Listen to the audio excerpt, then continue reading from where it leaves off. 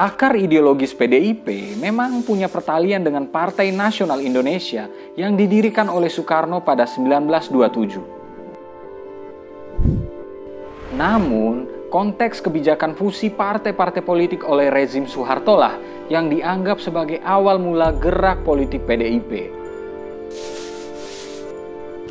Pada tahun 1970, rezim Orde Baru memang memaksa PNI yang nasionalis, Partai Ikatan Pendukung Kemerdekaan Indonesia yang militeristik, Parkindo dan Partai Katolik yang agamis, serta Partai Murba yang sosialis untuk menggabungkan diri menjadi kelompok Demokrasi Pembangunan.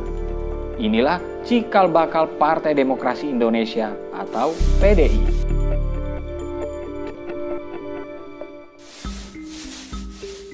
Karena dipaksa, akhirnya fusi 5 partai politik yang berbeda identitas itu melahirkan konflik internal.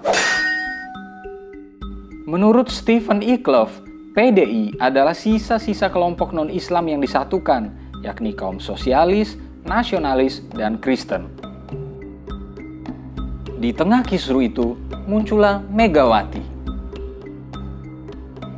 Menurut Eckloff, kemunculan nama Mega tidak lepas dari peran Jenderal Benny Murdani yang antara tahun 1983 sampai 1988 menjabat sebagai Panglima ABRI. Kala itu, Benny terlibat dalam perimbangan kekuasaan dengan Soeharto dan muncul sebagai oposisi sesungguhnya yang kerap mengkritik praktik KKN di era itu. Soeharto melihat hal tersebut sebagai ancaman, sehingga melakukan debennyisation atau membersihkan pengaruh Benny di militer. Saat itulah Benny melirik ke arah keluarga Soekarno yang menurutnya masih punya pengaruh kuat. Selain itu, Benny merasa berutang budi pada keluarga Soekarno. Menurut Rahmawati Soekarno Putri, Benny berhasil membujuk Mega untuk bergabung dengan PDI. Mega yang awalnya tidak pandai berbicara di muka publik, nyatanya kemudian muncul sebagai tokoh yang kuat di internal partai. Puncaknya, pada 1993 suara PDI terpecah. Mulanya, Kongres di Medan menunjuk Suryadi sebagai ketua umum. Namun, Kongres luar biasa di Surabaya memutuskan Megawati sebagai ketua umum PDI. Inilah awal kekuasaan Megawati atas partai tersebut.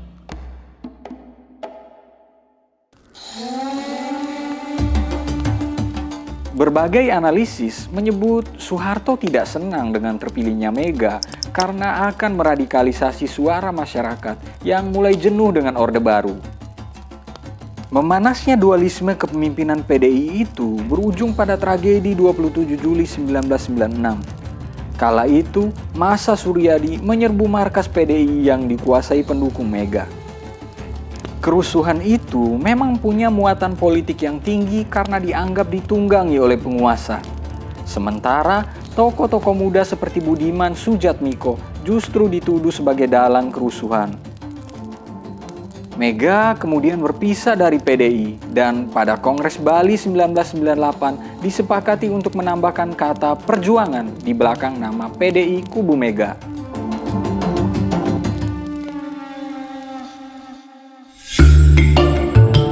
Kekuatan politik PDIP dan Mega secara khusus terbukti pada pemilu 1999 di mana partai ini menjadi pemenang dengan 33% suara. Namun, Mega hanya terpilih menjadi wakil presiden dan posisi kekuasaan tertinggi baru direngkuh pasca jatuhnya Gus Dur dari kursi presiden. Namun, selama berjalannya era reformasi, suara PDIP terus menurun, terbukti dari hasil pemilu 2004 dan 2009.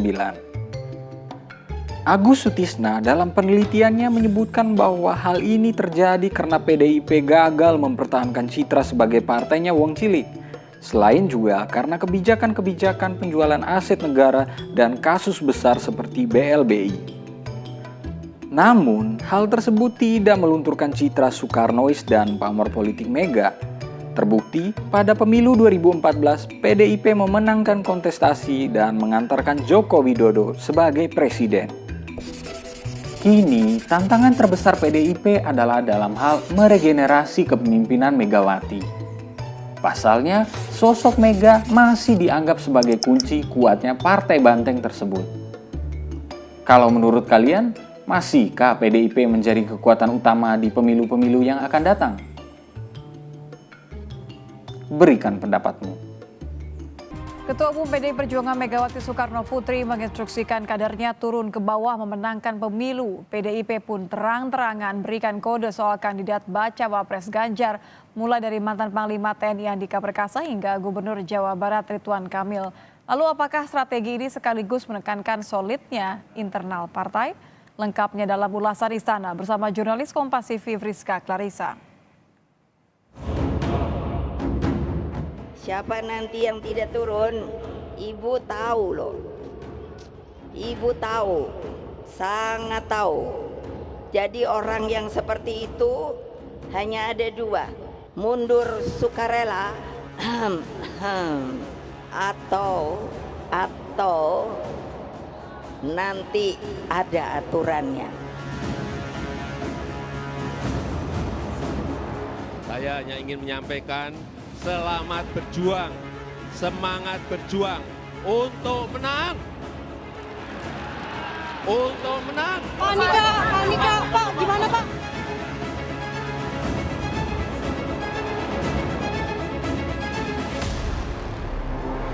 Ketua Umum PDI Perjuangan Megawati Soekarno Putri menginstruksikan kadernya turun ke bawah memenangkan pemilu. Bahkan Mega mewanti-wanti kader yang tak patuh perintahnya untuk mundur. Apakah penegasan ini untuk membuktikan soliditas partai dan sejauh mana strategi sudah berjalan? Lengkapnya dalam ulasan Istana bersama saya Friska Clarissa. PDI Perjuangan mulai memanaskan mesin politiknya jelang pemilu 2024 dengan menggelar konsolidasi akbar dalam puncak peringatan Bulan Bung Karno. Ketua Umum PDIP Megawati Soekarno Putri menginstruksikan kadernya untuk turun ke bawah hingga ke masyarakat tingkat akar rumput untuk memenangkan Pilpres dan rangkaian pemilu serentak. Bahkan Megawati tegas mengingatkan kader yang tidak mau menjalankan perintahnya agar mundur. Siapa nanti yang tidak turun? Siapa nanti yang tidak turun? Ibu tahu loh. Ibu tahu, sangat tahu. Jadi orang yang seperti itu hanya ada dua. Mundur sukarela atau nanti ada aturannya. Sementara Joko Widodo, presiden yang juga kader PDIP, meminta seluruh elemen partai berjuang meraih kemenangan di pemilu mendatang. Di sini hadir calon presiden dari PDI Perjuangan, Bapak Ganjar Pranowo. Saya titip untuk semuanya, bagi peserta pemilu, baik itu Pileg, Pilgub, Pilbub, pilihan wali kota dan Pilpres. Karena yang hadir di sini sangat menentukan. Tadi pesan Ibu Megawati Soekarno Putri jelas, saya tidak usah mengulang. Saya hanya ingin menyampaikan selamat berjuang, semangat berjuang untuk menang. Untuk menang. Salah satu nama yang masuk bursa bakal cawapres dan ketua tim pemenangan Ganjar adalah mantan Panglima TNI Jenderal Purnawirawan Andika Perkasa. Ketua DPP PDI Perjuangan Puan Maharani menyebut Andika masuk dalam kandidat ketua tim pemenangan Ganjar. Sementara Andika bilang siap jika dirinya diberi tugas apapun. Jadi nanti tanyakan sendiri ya Pak sama Pak Andika. Pak Andika udah jadi kader PDI Perjuangan belum sih? Gitu, ya. Hah? Nanti tanya ya Pak udah punya KTA belum sih? Gitu ya. Oke? Ya. Saya yang ditugaskan untuk kemudian nantinya ikut membentuk tim masuk dalam list saya. Mau masuk tim pemenangan Ganjar. Itu gimana tuh Pak? Iya kan kita belum ada keputusan itu Mbak. Kita juga belum diajak bicara. Mas Hasto juga udah kemarin ngomong kan? Iya. Tapi secepatnya ada komunikasi Pak mungkin Pak? Niatnya ada Pak? Kita kan terserah perintahnya Pak. Itu aja. Tapi sejauh ini belum ada. Tapi kalau diminta untuk jadi tim pemenangan siap ya? Siap. Milih tim pemenangan atau jadi cawapresnya Pak Ganjar nih Pak? Itu nggak tahu, pokoknya saya siap. Tapi kalau sebagai pendamping Siap ya Pak? Siap, pokoknya apapun keputusan dari. apapun itu ya Pak ya, siap ya Pak ya? Siap. Nama lain yang juga digoda PDI Perjuangan di depan publik adalah Gubernur Jawa Barat Ridwan Kamil. Pantun Sekjen PDIP Hasto Kristianto menyebut Emil sebagai bacawa pres Ganjar. Sebagai kader Golkar, RK bilang ikut keputusan partai. Kang Emil memang kaya prestasi.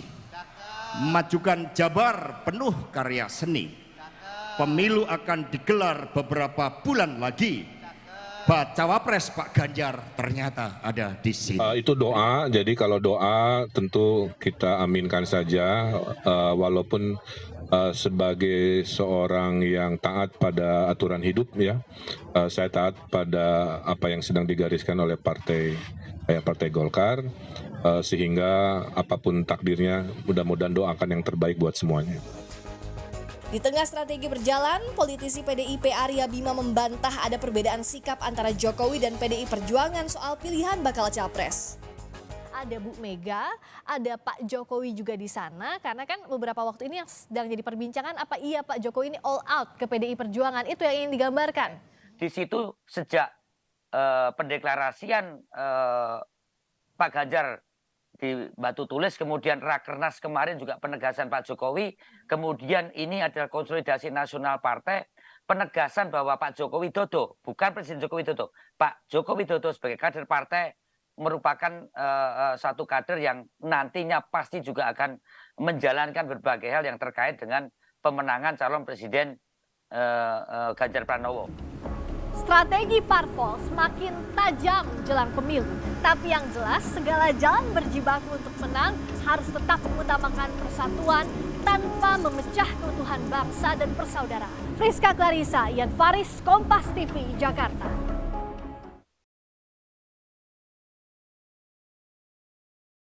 Ganjar Pranowo dilahirkan dari keluarga sederhana di sebuah desa, tepatnya di lereng Gunung Lawu, Karanganyar. Ayahnya bernama Parmuji Pramudi Wiryo, dan ibunya bernama Sri Suparni. Lahir dengan nama Ganjar Sungkowo, ia merupakan anak kelima dari 6 bersaudara. Saudara-saudaranya yakni, Pri Kuntadi, Pri Pambudi Teguh, Pri Jadi Joko Prasetyo, Prasetyowati, dan Nur Hidayati. Ayah Ganjar Pranowo merupakan seorang polisi, dan sempat ditugaskan dalam operasi penumpasan gerakan PRRI, di Sumatera Tengah, Sumatera Barat, Riau, dan Jambi. Pemberian nama Pri kepada 3 saudara Ganjar lantaran sang ayah 3 kali turun ke medan operasi penumpasan PRRI. Ganjar Pranowo juga memiliki kisah penggantian nama yang lazim terjadi pada tradisi anak-anak di Tanah Jawa Mataram zaman dahulu.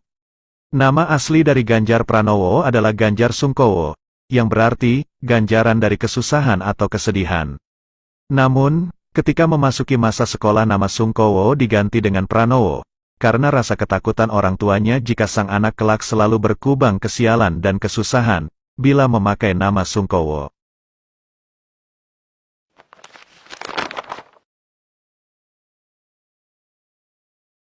Ganjar kecil sudah menunjukkan jiwa kepemimpinan saat SD, yang mana kala itu, ia selalu terpilih menjadi ketua kelas. Ganjar memulai pendidikannya di SDN 2 Tawangmangu.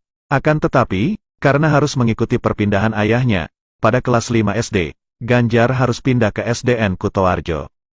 Memasuki SMP, Ganjar Pranowo diterima di SMPN 1 Kutoarjo. Selanjutnya, ia bersekolah di SMA Bob Kri 1 Yogyakarta. Di SMA, ia aktif dalam kegiatan kepramukaan, sebagai Dewan Ambalan. Menjelang kelulusan SMA pada akhir dekade 1980, sang ayah pensiun dari kedinasannya di Polri, untuk memenuhi kebutuhan ekonomi keluarganya. Karena hal tersebut, Ibu Ganjar akhirnya memilih membuka warung kelontong. Sementara itu, Ganjar sempat berjualan bensin di pinggir jalan. Tamat SMA, Ganjar melanjutkan kuliah di Fakultas Hukum, Universitas Gadjah Mada. Di kampus UGM, ia bergabung dengan Gerakan Mahasiswa Nasional Indonesia, atau GMNI, serta kegiatan pecinta alam. Pada saat itu ia juga pernah melatih untuk SMA Negeri 8 Yogyakarta. Selama kuliah di UGM, Ganjar mengaku sempat cuti kuliah selama 2 semester, akibat tidak memiliki biaya untuk perkuliahan.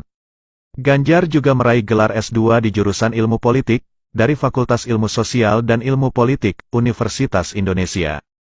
Dalam masa kuliah, Ganjar mengaku memiliki hobi demonstrasi. Ia pernah mendemo rektor UGM, yaitu Kusnadi Harja Sumantri, pada periode tahun 1986 sampai tahun 1990.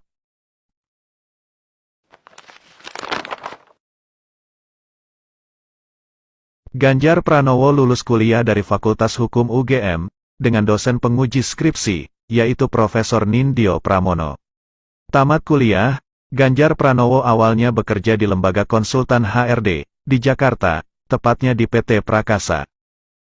Selain itu, ia juga pernah bekerja di PT Prastawana Karya Samitra, dan PT Semeru Realindo Inti.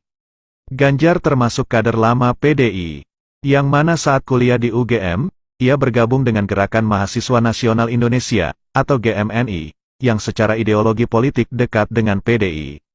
Tahun 1996, PDI dilanda konflik internal antara pendukung Surjadi dan Megawati Soekarnoputri, sebagai representasi terah Bung Karno. Ganjar waktu itu ikut mendukung Megawati, meskipun ayahnya adalah seorang polisi, sedangkan kakaknya seorang hakim, yang pada saat itu oleh Orba seluruh pejabat publik dilarang berpolitik, dan harus mendukung Golkar sepenuhnya. Pada akhirnya, Ganjar memilih berkarir di dunia politik lewat partai PDIP, yang dipimpin oleh Megawati Soekarnoputri.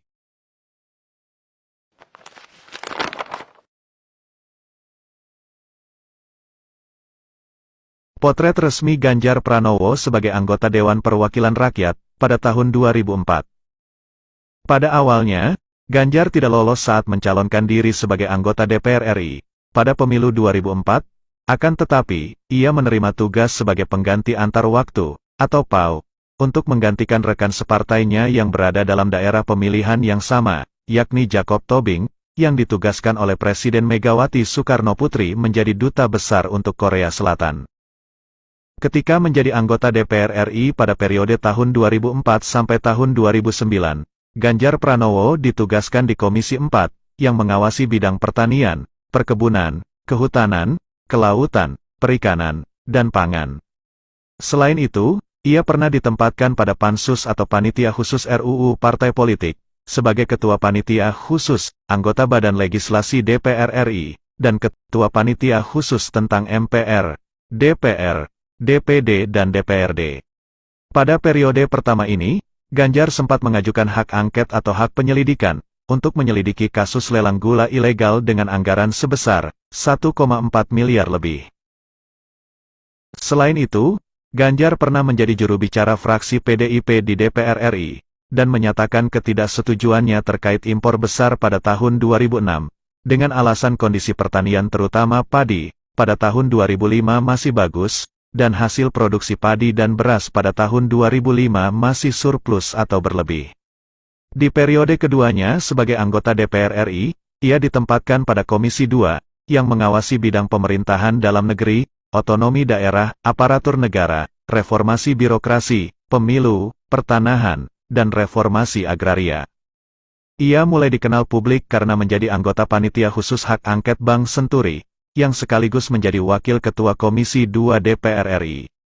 Selain itu, Ganjar juga terpilih sebagai anggota tim pengawas, rekomendasi DPR atas kasus Senturi dari PDI Perjuangan, yang terdiri dari 3 mantan anggota Pansus Senturi, dan sisanya adalah tokoh senior PDIP, antara lain Sidarto Danusubroto, Gayus Lumbun, Trimedia Panjaitan, dirinya, dan Hendrawan Supratikno.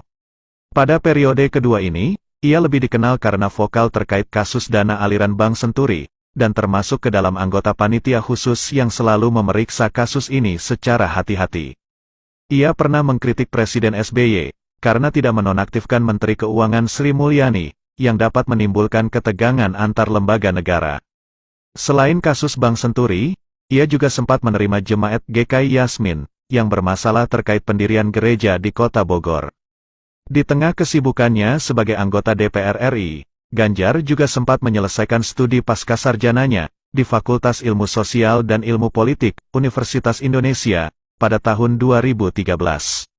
Ia sebenarnya merupakan mahasiswa pascasarjana di FISIP UI sejak tahun 2009, yang terpaksa cuti karena kesibukannya sebagai anggota DPR RI.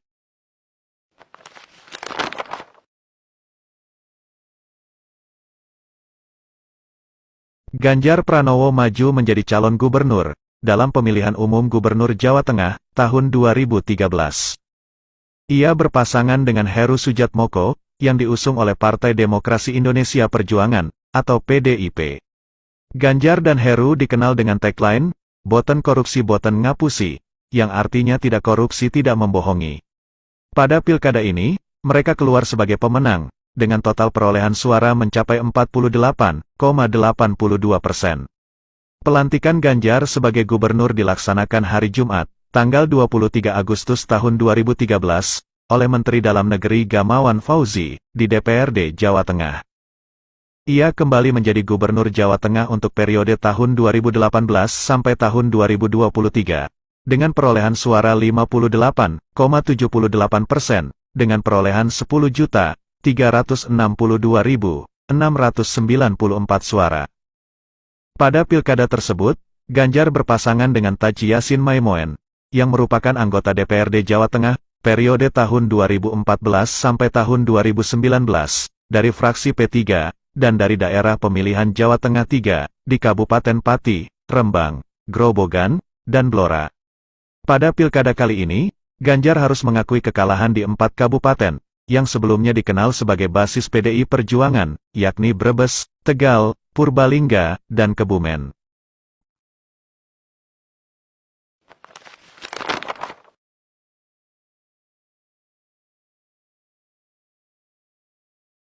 Perjalanan asmara Gubernur Jateng, Ganjar Pranowo dan sang istri, Siti Atikoh, ternyata penuh perjuangan.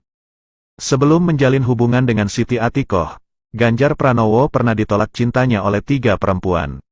Ganjar akhirnya bertemu dengan wanita yang kini menjadi istrinya, yakni Siti Atikoh Supriyanti, saat masih mengenyam pendidikan di Universitas Gadjah Mada, atau UGM, Yogyakarta.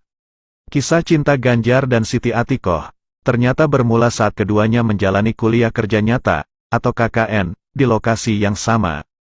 KKN tersebut akhirnya membawa Ganjar dan Siti Atikoh semakin dekat, hingga kemudian memutuskan untuk berpacaran. Ternyata, baik Ganjar maupun Siti Atikoh belum pernah menjalin hubungan pacaran sebelumnya.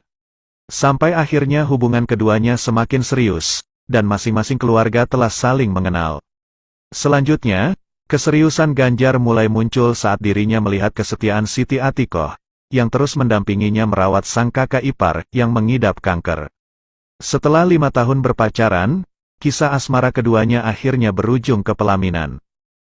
Ganjar dan Siti Atikoh menikah pada tanggal 25 September tahun 1999, dan telah dikaruniai seorang anak, bernama Muhammad Zinedin Alam Ganjar.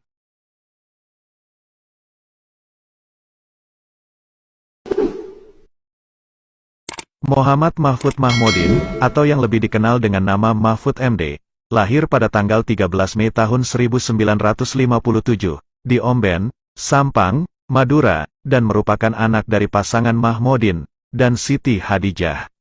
Ayahnya yang bernama Mahmudin, bekerja sebagai pegawai rendahan di kantor Kecamatan Omben, Madura, yang kerap berpindah-pindah tugas. Singkatan MD di belakang namanya, merupakan singkatan dari nama ayahnya. Mahfud MD adalah anak keempat dari 7 bersaudara. 3 kakaknya antara lain Daifah, Mai Hasanah, dan Zahratun.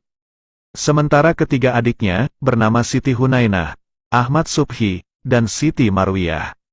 Mahfud MD menikah dengan Zaizatun Nirhajati. Dari pernikahannya tersebut, ia dikaruniai 3 orang anak, yang bernama Muhammad Ikhwan Zain, Vina Amalia, dan Royhan Akbar.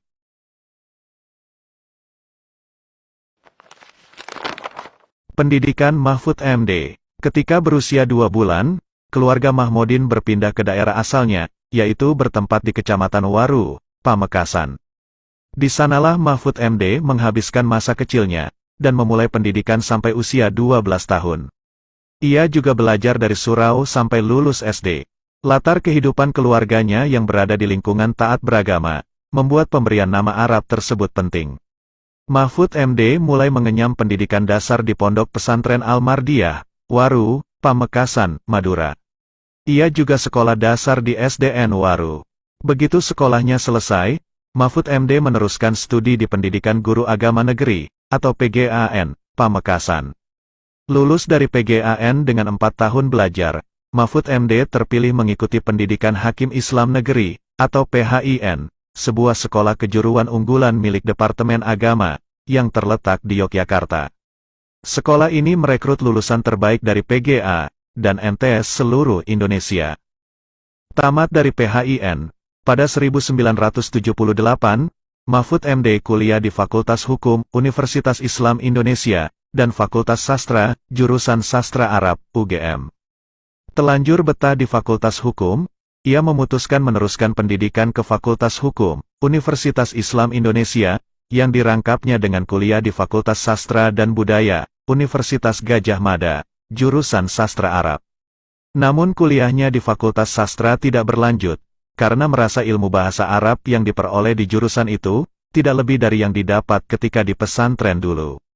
Kemudian pada tahun 1985, Mahfud MD meneruskan pendidikannya ke program Pasca Sarjana S2, dalam bidang ilmu politik, di UGM. Selepas lulus dari program S2 ilmu politik, Mahfud MD melanjutkan kembali ke pendidikan Dr. S3, dalam ilmu hukum tata negara, di program Pasca Sarjana, UGM. Sampai akhirnya ia lulus sebagai doktor pada tahun 1993.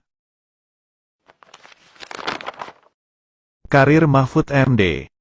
Lulus dari Fakultas Hukum, pada 1983, Mahfud MD bekerja sebagai dosen di alma maternya, dengan status sebagai pegawai negeri sipil, atau PNS. Ia tercatat sebagai dosen tetap Fakultas Hukum UII, pertama, yang meraih doktor pada 1993. Dari jabatan asisten ahli, ia kemudian melompat menjadi lektor madya, mendahului dosen dan senior-seniornya di sana. Bahkan, tidak sedikit dari dosen dan seniornya itu yang kemudian menjadi mahasiswa atau dibimbing, ketika menempuh pendidikan pasca sarjana. Dengan karya tulis yang tersebar berupa buku, jurnal, maupun makalah ilmiah, yang membuat mudah Mahfud MD untuk meraih gelar akademik tertinggi tersebut. Ia pun dikukuhkan sebagai guru besar, 12 tahun sejak ia mengabdi sebagai dosen di UII. Dengan usia 41 tahun kala itu, menjadikannya tergolong sebagai guru besar termuda pada masanya, bersamaan dengan Yusril Iza Mahendra. Kemudian Mahfud MD dipercaya mengajar di 20 perguruan tinggi, dan masuk ke dalam penguji eksternal disertasi doktor, untuk hukum tata negara, di University of Malaya, Kuala Lumpur. Puncaknya, Mahfud MD menjadi guru besar bidang politik hukum, pada tahun 2000. Kemudian namanya mulai terdengar secara nasional, saat ia dipilih menjadi Menteri Pertahanan oleh Presiden Abdurrahman Wahid, pada periode tahun 2000 sampai tahun 2001. Mahfud MD juga merangkap Menteri Kehakiman dan HAM, di masa jabatan Abdurrahman Wahid. Pada pemilu 2004, Mahfud MD terpilih sebagai anggota legislatif dari PKB, untuk periode tahun 2004 sampai tahun 2009, sebagai anggota DPR RI Komisi 3. Setelah masa jabatannya berakhir di DPR, pada 2008, Mahfud MD mengikuti uji kelayakan calon Hakim Konstitusi. Ia lolos seleksi dan terpilih sebagai Ketua Mahkamah Konstitusi, atau MK, periode tahun 2008 sampai tahun 2013. Seperti dilansir dari situs MK, ketegasan, kelugasan, dan kejujuran Mahfud MD saat memimpin Mahkamah Konstitusi, semakin membawa harum namanya, dan lembaga yudikatif tersebut. Dia menjadi salah satu pakar hukum tata negara yang menjabat 3 lembaga negara berbeda secara beruntun, yakni lembaga eksekutif, legislatif, dan yudikatif. Di tengah kesibukannya, ia juga aktif di berbagai organisasi kemasyarakatan, dan profesi lainnya. Ia didaulat menjadi Ketua Presidium, Korps Alumni Himpunan Mahasiswa Islam, atau KAHMI. Mahfud MD dalam kiprahnya tidak memasang target sebagai Hakim Konstitusi. Ia akan bekerja mengalir sesuai kewenangan yang diberikan. Sebab jabatan Hakim Konstitusi berbeda dengan birokrasi lain, seperti menteri. Pada bulan Oktober tahun 2019, Mahfud MD ditunjuk oleh Presiden Joko Widodo untuk menjabat sebagai Menteri Koordinator Bidang Politik Hukum dan Keamanan pada Kabinet Indonesia Maju periode 2019 hingga 2024. Ia menggantikan Wiranto yang sebelumnya menjabat sebagai Kemenpol Hukam. Buku-buku karya Mahfud MD. 1. Gus Dur Islam, Politik dan Kebangsaan, dengan penerbit LKIS, tahun 2010. 2. Konstitusi dan Hukum, dalam kontroversi isu, dengan penerbit PT Raja Grafindo Persada, tahun 2009. 3. Politik Hukum di Indonesia, dengan penerbit PT Raja Grafindo Persada, tahun 2009. 4. Dasar-dasar dan struktur ketatanegaraan Indonesia, dengan penerbit Rineka Cipta, tahun 2001. 5. Setahun bersama Gus Dur, Kenangan menjadi Menteri di Saat Sulit, dengan penerbit LP3ES, tahun 2003. Dan 6. Membangun Politik Hukum, Menegakkan Konstitusi, dengan penerbit LP3ES, tahun 2006.